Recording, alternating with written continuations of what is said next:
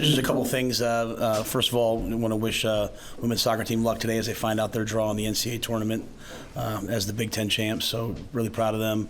Want to wish best wishes to men's and women's basketball as they start their seasons today. Excited to see what they do and get to start watching them play. So we're excited about this football game this week. It's an excellent team coming to town, a dynamic offense. As Tagovailoa is as good a quarterback as there is in the Big Ten. I've known Mike Loxley. He was college friends with my cousin. I've known him since I was about 15 years old. So a lot of respect for what he's done and the process he's done in building that team.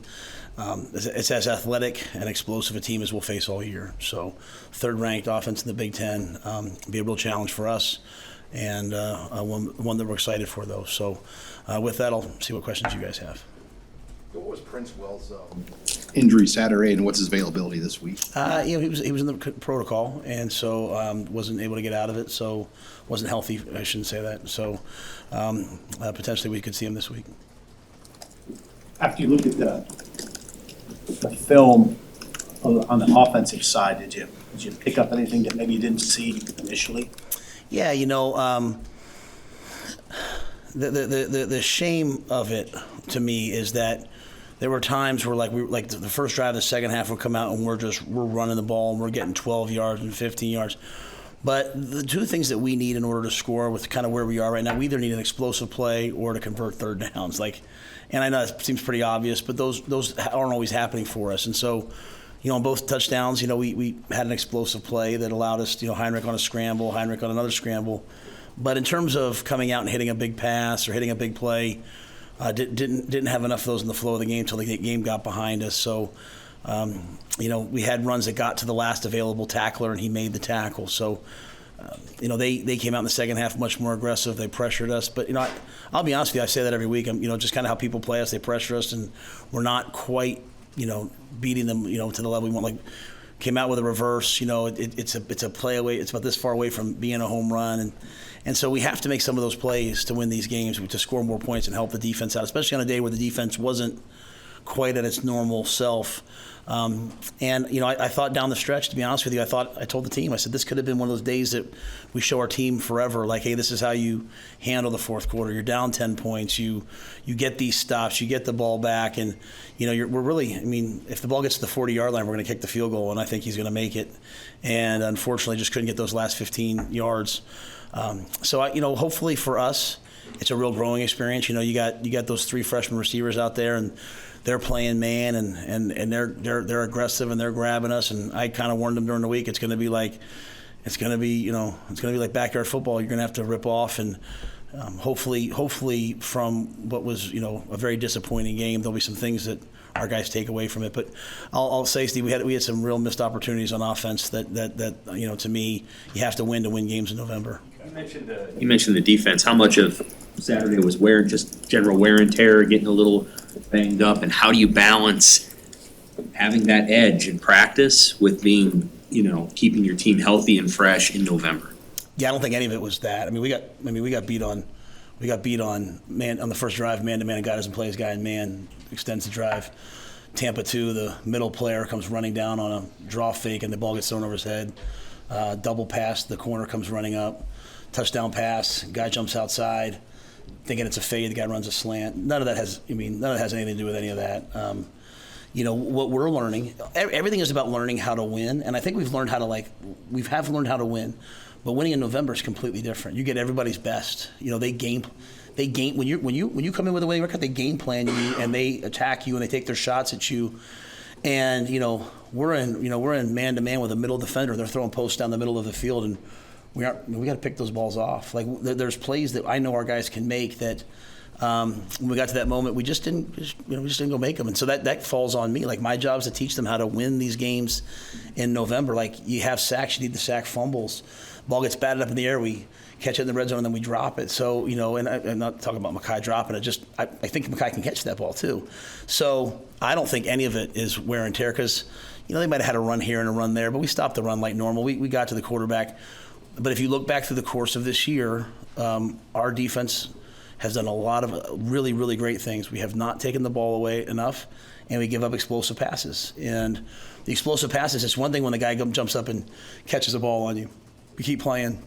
It's another thing when we're just not doing our job and missed assignment. And so I think the guys would all say that. I say that with the greatest respect for our players. I love our players. I just want them to understand that they don't have to do anything special. They just have to do what they do. I thought this would be the game the offense answered and helped, and we just didn't get that done. And on special teams, we didn't get it done. You know, I hold myself accountable for the punt returns. I should have given Ethan some more chances on punt return. You know, as I looked out there, I kept seeing the gunners kind of running down and being in their face, and I didn't want to put a freshman out there for the first time and that type of a ball game. But I called him in on Sunday, and I said, hey, Ethan, I should have given you more of a chance, because when he got his chance, he was ready. So I hold myself accountable just like we hold everybody else accountable. But I don't think any of it, honestly. I think it's the discipline to do exactly what you're trained to do, and not do something different when you get to what is perceived as a big game. When you have a game where you don't have any penalty yards against your team, is that just entirely a good thing, or is there anything about that you can look at in a critical way in terms of your aggressiveness? How did you see that? Oh no, I mean we got a couple where we were hitting guys out of, like, by the sidelines and out of bounds. I thought could have been called against us. So it's a unique game to talk about the officiating. You know, I have a lot of respect for officials, and you guys asked me after the game, and I needed a minute to. You know, but I do feel like I have to say something in defense of our team too. Like, I can't imagine what it's like to be out there and have to call a play, and so I don't usually say very much about, like, you know, the pass interference on Malachi. That's pass interference, right? I mean, I think everyone knows it after the game. The face mask on Hinrichs, but I'm not out there doing what they do. And if we don't have officials, we can't have sports. And so I don't want to complain about those things. But it's we're sitting here at 5-4. This is my 4th head coaching job. I'm in year 11 as a head coach. I've never had a touchdown wrong on replay, and we've had it. You know, we've lost 2 games by 3 points. We've had it wrong twice this year. It was wrong at Minnesota, and it was wrong here. And that doesn't mean we lost the game. We're not excuse makers, right? We have to do our best to keep it away from that. But the type of team we are right now, we can't have 7 points spotted. And again, I'm not complaining about officiating, but replay's difficult for me to understand. And so, you know, I know that the people in the Big Ten are working hard at it. I have a lot of respect for them. I'll stay silent on it after that. But I really would have liked. I really would have liked to have had one more shot from wherever we were at the end of the game, the 45-yard line, to hit an in-cut, take a knee, and kick that field goal. And I feel bad for our players that, so we're sitting at 5-4. We own 5-4. But, you know, we had one game where the team scouted us. We've had 2 games where replay was wrong. I mean, that's tough to swallow. But you know what? That's where we are. We are where we are. And the issues about giving up sacks and turning the ball over, those are the main issues that we're going to work on controlling. But you guys did ask me about that, and I did want to answer that. Do you get any feedback from the league? Explanations, especially that last one, the incomplete pass. It wasn't called an incomplete pass. I'll just leave it at this. I think everybody is on the same page that was not a catch for the touchdown. I think everybody's on the same page that was not a fumble and either should have been ruled or should have been gone to replay and overturned. There's a difficulty with the speed of those things sometimes, you know. I don't have a timeout to challenge it because we used our timeouts at the end of the game. I think everyone's on the same page. Even in replay, there's a human error factor. But our players did deserve one more play, and that shouldn't have been a touchdown. But that is what it is, man. We got to play better to not put ourselves in those positions moving forward. Coach, when you're talking with any of the quarterbacks in practice about things like situational awareness, when to force the issue, when to check it down and just take your losses and move on, what do those conversations look like, and how does that kind of look on the field? I think we're always talking about situations. I think the biggest thing is with young quarterbacks, a lot of times there's expectation. You know, it's 3rd and 12, and you're trying to force a seam route when the shallow's open, and you know, sometimes you catch that ball and maybe he runs for a first down. Sometimes you have to play through those things. You know, I think you're trying to always teach those. You know, there's a fine balance, I think, between, you know, letting guys play, and then sometimes you have to kind of try to jolt them back into the moment, you know.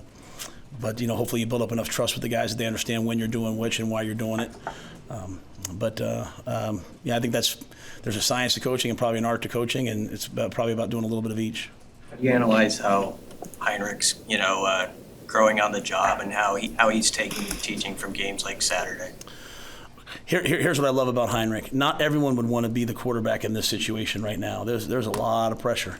There's a lot riding on your shoulders. Like if if you don't play well, if you don't execute the option well, if you don't execute the zone reads well, if you don't execute the power sweeps well, if you don't throw the ball well, there's not a lot of margin for error for us on offense right now. Like, we don't play well. And so every play is really kind of squarely on his shoulders. And like, as we continue to grow, you're hoping that, you just hand the ball off every once in a while, and we're just playing at a level where it's not all on his shoulders. But to go out and be the quarterback on a team that's battling every week in close games, I mean, you have to want to do that. Everyone says they want to do that. You have to want to do that. And that's what I respect so much about Hinrich. He wants to do it. Like, he wants to be out there. He wants to get. And so, as I've told him, when I coach Hinrich, I'm not coaching him for right now. I'm coaching him for, like, next year and the year after. Not that we're not trying to win right now, but we're going to address everything as it comes, and we're going to push him through, because I think he's a winner. I think he's tough, and I think he's learning on the job, and I think he didn't play for a couple of years, and so he's catching up. He just, it'd be one thing if we were sitting here at like 2-6 and 2-7 and no one was paying attention and you can kind of make mistakes. Here, the games are all in the balance and everyone's watching, right? And so over the years, I've always found freshmen tell me they want to play, and then all of a sudden every game's tight and every game's close and they don't quite want to play anymore. It's like, well, coach, there's a lot of pressure here. Let me redshirt and get to the next year. Hinrich wants to play and he wants to compete, and so we try to go through everything. I mean, even to get back in the game, the throw to Malachi and some of the throws he made were unbelievable, right? The one to Fedoni is just a little bit high. If that ball's just a little bit lower, then Fedoni catches that ball. So just always working with Hinrich on his accuracy, and we're asking him to do a lot of things. We're asking him to drop back and throw it, play action and throw it, run the option. He's battling for his teammates. So as I said, I have the ultimate respect for him and the way he goes about his business, and he's learning on the job, as we all are right now. You mentioned punt returner earlier. I think Nation right at that 4-game mark. Is it worth it though, to go through that red shirt and have him take that? Yeah, I think a lot of it depends on Billy. We had a lot of guys, to be honest, we had a lot of guys work at punt returner, and when we kind of lost a guy, not many guys really, kind of have the confidence to go out there and do it. And Ethan has the confidence to go out and do it. I mean, he put last Wednesday he put a couple on the ground, and he was out there last Tuesday and Wednesday night. He might have caught 400 balls, and Thursday might have caught. I mean, he's working at it. He was out there last night catching balls again. So I know he definitely wants to play. I think for us, just seeing kind of where Billy is and if he's able to go this week, truly go this week, would affect that as well. And Buford's return give you a little bit more flexibility at corner if you wanted to move Malcolm back there. Yeah, Malcolm got knocked out of the game, right? So Malcolm's questionable for this week. We'll have to see where he's at. I think for us, especially when you face a tempo team like Maryland, a lot of those guys have played a lot of football, just making sure we have enough rotational guys. But Malcolm can play corner, he can play safety. We've used him at both. Buford obviously does give us a lot of flexibility. We used him in a limited role this game, and hoping that this week he can play more if need be. How do you feel about the corner play, maybe opposite Quentin? I think Tommy Hill's been dominant. Tommy Hill got beat on a double pass this game, and got beat on, and then came back on a slant afterwards. Tommy has to bounce back, just like Quentin. Quentin got beat on the touchdown, even though, whether the guy caught it or not. But, I put my arm around him to keep playing. He's played a lot of football. So I think our corners have played well. Again, the shame of it is it's not like people are just running by us. The guy in Illinois caught a deep ball on us. The guy caught a deep ball last game. When you play man, you're gonna give up one or two of those here and there. To me, the things that bother me are the double, the trick play, the tight end down the middle, the shallow cross that no one tackles. Just us being a little bit more locked into kind of being where we're supposed to be and doing our job. And in fairness, I sat here last week and said to you guys, hey, we won the game against Purdue, but there's some things that are showing up that, before every accident there's a warning. I think I specifically said, if it's cover 2 and we're jumping up and the ball gets behind us, and that happened on the first drive. So, my job's to try my best to warn the players, hey, fix this before it happens. It came up and bit us, because the other team is doing what I do. They're watching the tape not to celebrate. They're watching our tape and saying, where are their vulnerabilities? So I try to watch the film on offense and defense like the other team's head coach, and I go into Tony, I say, I would do this. Hey, Seth, I would do this. Ed, I would do this. And, unfortunately it got us, but it will make us better. How do you, over your years in coaching, have to manage a quarterback with turnover concerns differently than a player at another position, like a running back or a receiver who's, having ball security issues? Yeah, I think you always go back to why. Why? Like so 2 weeks ago, I think some of the things that happened to Hinrichs 2 weeks ago was when he kind of came out against Purdue and the play was dead, not really knowing what to do, and so we worked hard on that this week. The one in the pocket this week, the second one, I'm not going to call the last one a turnover. He was throwing the ball forward, right? So I can't concern myself with that one. But the one where he had two hands in the pocket, I expect him to, have two hands in the pocket, climb the pocket, knowing that they're going to try to rip the ball out. I thought he was better in terms of as he ran the football this week, carrying the ball, and then constantly just working on our feet and making sure that we're on time. So I think it's reps like, that first post, while it was kind of like a punt because it went down to the 4-yard line. That's a play that, we hope that we can hit and make, right? It's 3rd and 19, we hit them on a double move, kind of like they hit us. And, but, we're just going to keep playing. And as PJ Walker, I think he's 2-0 in the NFL this year as a starter for the Browns. PJ's sophomore year, he had more interceptions than touchdowns, and we just kept coaching him. We were hard on him. He grew. And pretty soon he wasn't that. So I think it's just always going back to, hey, why is this happening? Is it a decision? Is it technique? Like, do I have two hands on the ball in the pocket? Do I not? Where are the opportunities that are there? And I'll just say this, Hinrichs is like a lot of other guys on our team. It's just he's more magnified. We're all making small mistakes as we grow to become a better and better and better team. And he's just doing it, unfortunately, more visibly for everybody. But if he doesn't scramble and make those two runs, we don't score those two touchdowns. So we just we're trying to eliminate the bad and accelerate the good. James Williams got another sack for you on Saturday. Is the plan still to keep him at 4 games? Yeah, he's kind of like the guy. He's the guy I was talking about last week when you guys asked me. I said I think if someone can help us win, we'll continue to use him. His reps, his usage, I should say, went up this week. He kind of played more in the base, not just in the pass rushing. And I think you can see him really going like this right now. So we're going to play this game and see where we are, but we'll do everything we can to win every game, provided the player wants to play, right? As I said, his career always comes first, whether it's Ethan or him. If they want to play and they're going to play meaningful reps down the stretch, then we'll play them.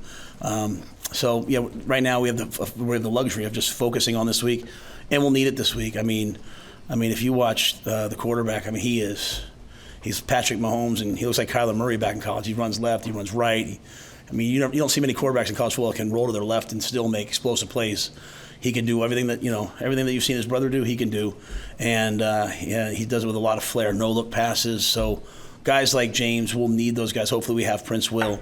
We'll need everybody to try our best to contain him. What did that game represent for Malachi in terms of he got more targets than he has all season? His blocking grade was good. How did you see him maybe take a step in the last game? Yeah, so in our team chapel this week, Ron Brown, before the game, for the guys who go to chapel, he showed chapel, like whatever, life skills, whatever. Ron showed him blocking last week. Okay, his blocking against Purdue was as good as I've ever seen a receiver block in a game, and he got punched about 3 times. And he just would stand up and put his hands up. And Ron's point was, he doesn't show up on the stat line, but he dominated and affected the game in the ways that he could, and yet never threw a punch back, right? And some of our old guys haven't understood that, but Malachi has. So to me, Malachi's affected every game he's played in since that Northwestern game. And I thought he blocked well. We're asking him to go in there and crack linebackers, and we're asking our wideouts to do a lot of things right now, chip defensive ends. And Malachi did all of it. And then when the moment came, he had a chance to go make some plays. And what I loved about him was, we threw a fade to him down the left sideline, and his take from the game was, hey, I have to go make that play. So when you have guys who are making plays and yet they're not satisfied, they're always trying to get better. As I say to our young guys, like the fact that on offense we have a sophomore quarterback, a freshman fullback, a sophomore tight end, a freshman tailback, 3 freshman receivers, and they're playing in games where, like, hey, if you win it, you get this. If you lose, they're playing in games that have these consequences. It will pay off, in my opinion, in the long run. You have a freshman left guard. It will pay off in the long run.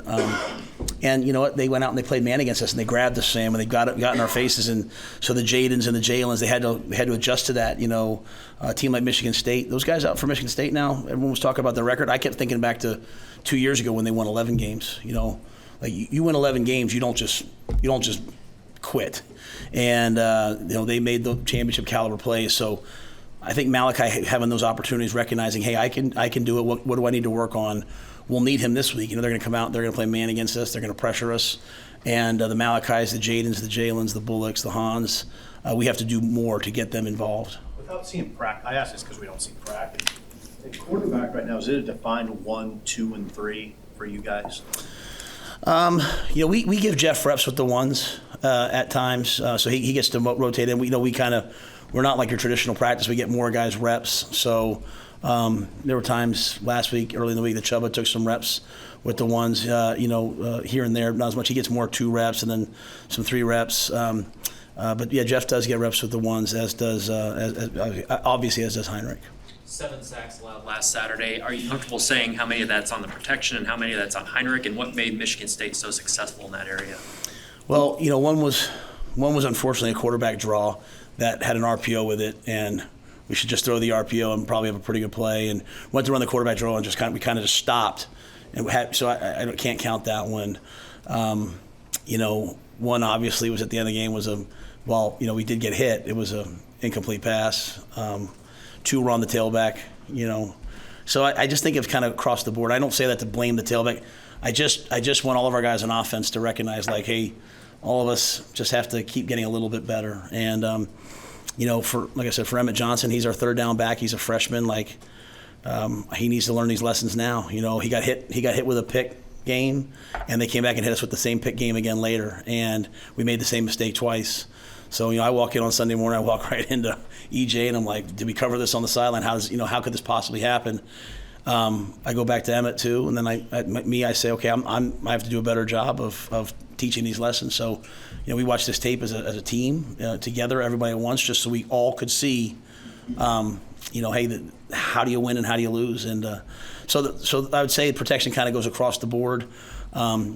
I don't necessarily pay as much attention to sacks as I do how often the quarterback is under duress. Like, even on those 2 long runs, he's jumping around, getting people everywhere. So, our protection has to be better. We have to strain harder. To me, it's not necessarily always talent. It's about bringing your technique and outworking the other team. Same thing on defense, about outworking their offensive line. And you get down to these games, at the end of the game, we have to give our quarterback a chance to go make the plays to win the game. And as a quarterback, once you started having to run around a little bit, it starts to affect you. So whether that's the wideouts getting open quickly, the tight ends chipping, the tailbacks in protection, or the O-line, everyone's got to do their part. And that's why I said earlier, we talk a lot about Hinrich, but there's 10 other guys that have to allow him to be successful and give him the best chance to be successful. Was Michigan State throwing you looks pass rush-wise that you hadn't seen or hadn't planned? The pick stunt was new, but none of that matters. Any team worth their salt is going to do something new. You better adjust to it on the sideline. When we get beat with something once, hey, okay, let's go correct it. When we get beat with it twice, whether on offense or defense or on special teams, that's what bothers me, right? Like, hey, either the coaches have to do a better job or the communication has to be better. So again, this is the bet. I've never, in year one of us trying to build something here, for us to be in these types of games, I think it's really, really, really valuable. Only thing I say to our older guys is don't let all this wisdom benefit the young players. Like, I want our older players to go out and, you win games in November too by your best players making huge plays and showing up. And we have some really good players. I need them to make the plays that come to them. We need a pick six. We need a sack fumble. We need those things. That's how you win in November. You talk about giving up too many explosive plays through the air, and now you're going to play a team that throws a lot with a really dynamic quarterback. How do you prepare your guys, to kind of stop that threat, knowing that there probably isn't a better team to exploit that, other than Maryland? Yeah, it's a heck of a challenge and a great opportunity. I think the great thing about Maryland is that all of our guys know how good they are. They've seen them on opponent tape. They saw them against Michigan State. They've seen, the quarterback. They've seen the wideouts. They've seen the tight ends. They've seen the backs. They've seen the run. They've seen it. So they know how good Maryland is. And it's 17-17 against Ohio State late in the third quarter. They are an excellent football team. And so, to me, the challenge for us has always been to humbly prepare for the other teams, the other opponent, but never make it about the opponent. To not sit there and what if they do this, what if they do that, but just instead make it about us. So we're studying them. We know what they can do. We know how explosive they can be.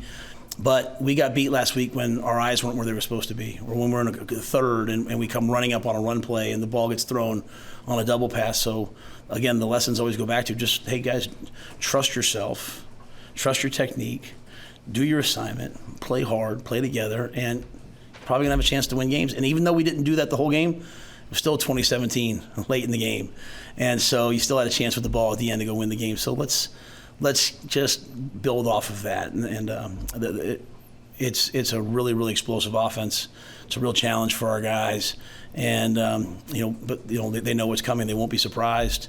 They'll have to play their best to have a chance against this offense. On those reverses, I think you guys have run maybe 4 this year.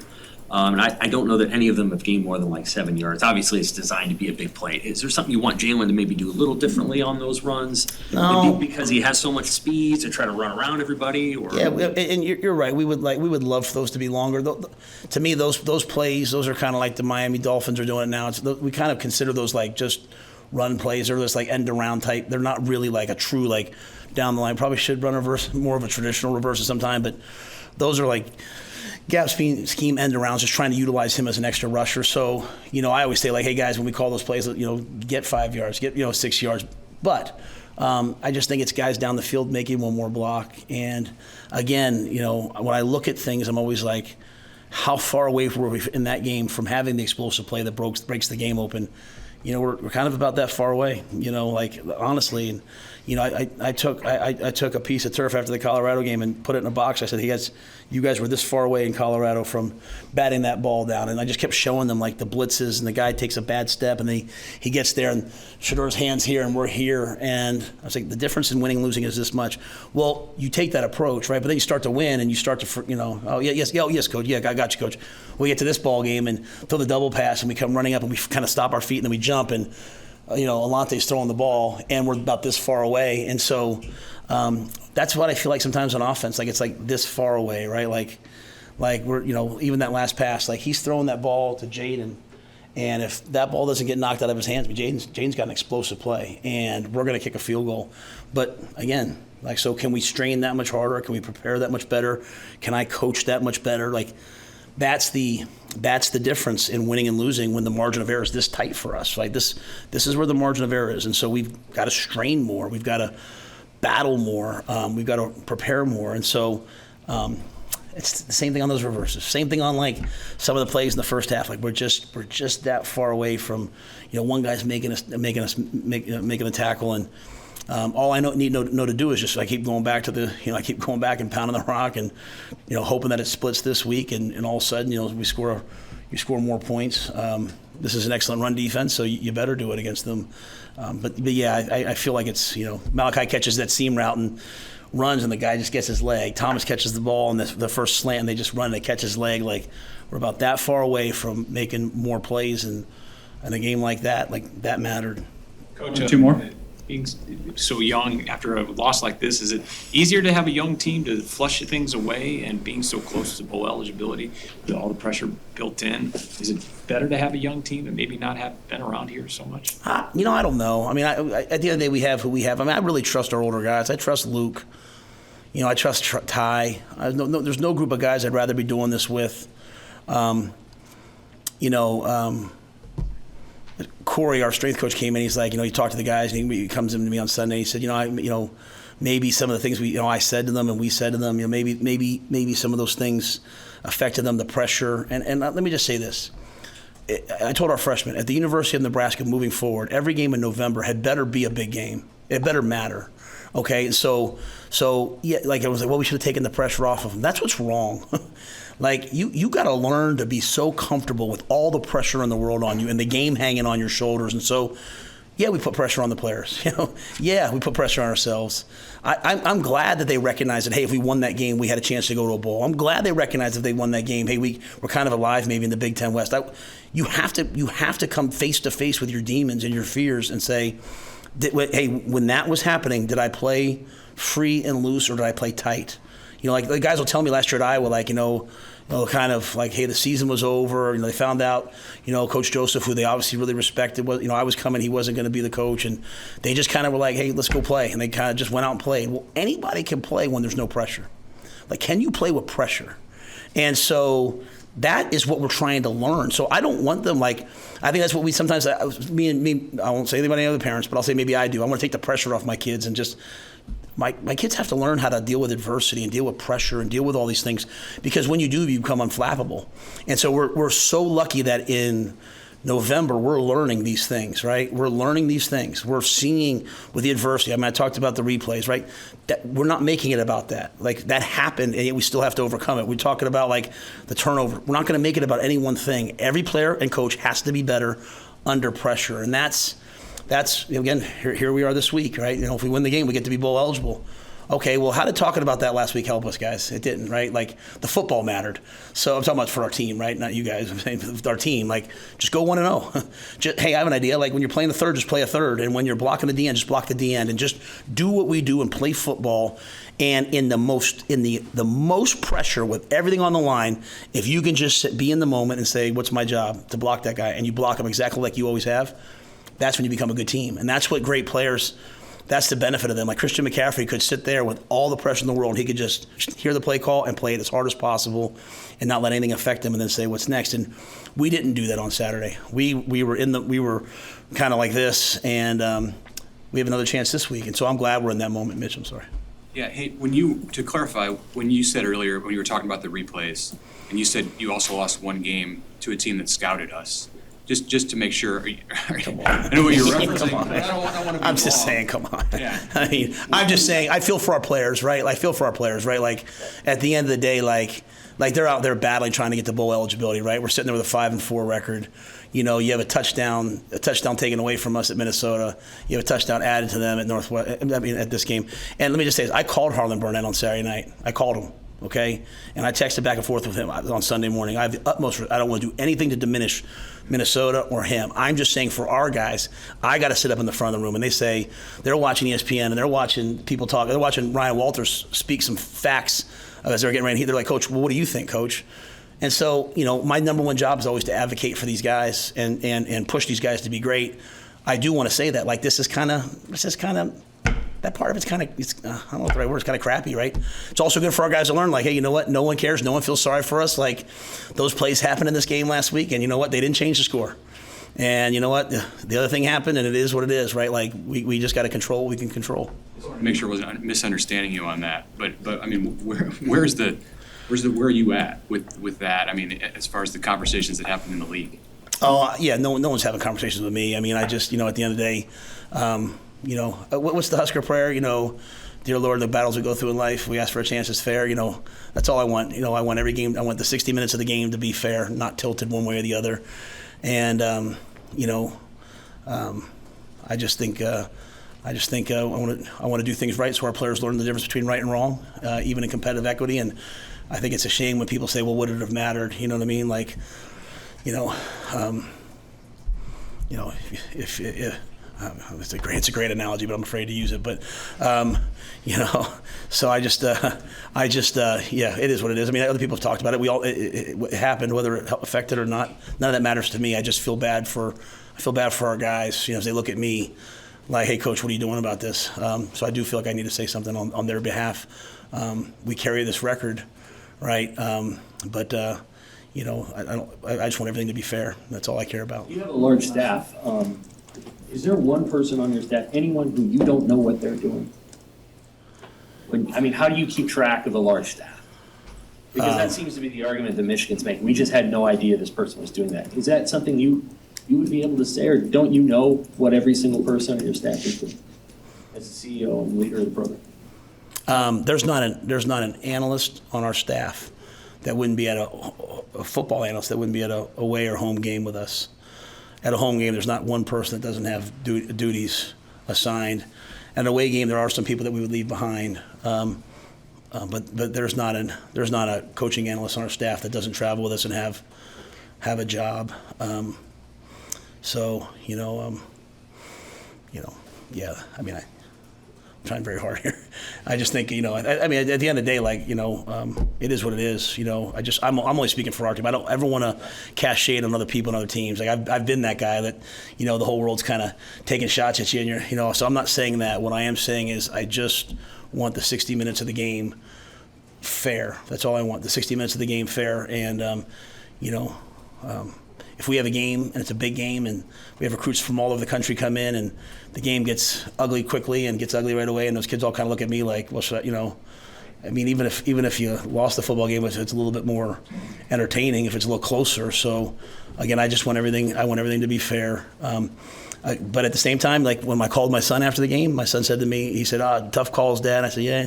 He said, hey, control the controllables. That's my 18-year-old son. So we're going to control the controllables. And again, I do appreciate the Big Ten and the way they handle things. Like, you know, very communicative. And if you send a play in, they get back to you. And, you know, they don't always agree with you, but you learn a lot about them. So they're doing everything right. So it is what it is. All good. All right, thanks, guys. Thanks. Coach.